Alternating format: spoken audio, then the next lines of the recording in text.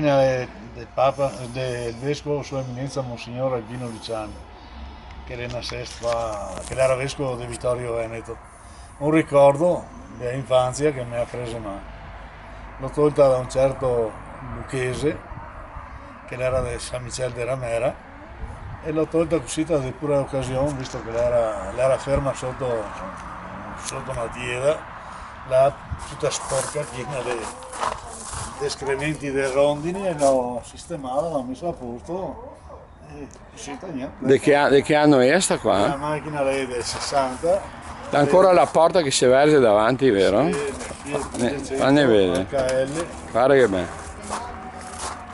appartenuta appunto al vescovo, era un dono della Casamarca che gli ha fatto ancora quando che era vescovo qua a Vittorio Veneto. Ah. Quindi le funzionante, la va bene, Sì, tutta. casi, e vai a qualche raduno.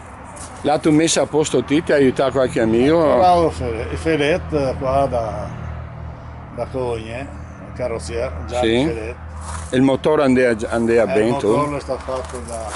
Sì, il motore era a posto, Era a comunque posto. l'ho revisionato Rossi. Gaetano Rossi, che lei è un artista e queste robe qua. Sì. Grande artista qua a Cogne. E cosa è che è emozionante guidare una macchina così, cioè avere la macchina dopo che è stato un personaggio così, che lei... No, lei è una macchina un po' invidiata un po' da tutti perché era la macchina dei fiori di una volta, diciamo. E là è facilissima da guidare, è una macchina molto affidabile, ti puoi fare anche a lunghi viaggi, che non ti stanca, è una macchina che va bene. Quanti chilometri aveva? O ala, non so quanti. È da 200.000 km, Però, steria, e la va ancora bene. ossia con l'esattezza di 196.000 km. Ah, ma il motore varrà 400-500 km perché l'è stato fatto, rifatto. Rifatto più di una volta. No, più di una volta, mi l'ho rifatto. Ti l'ha rifatto. Sì, sì.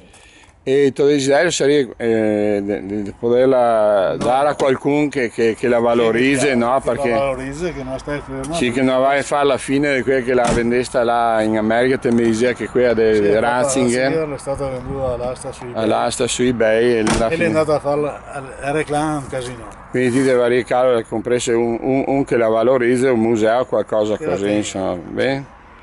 Bene, grazie, è stato Antonio veramente di questo.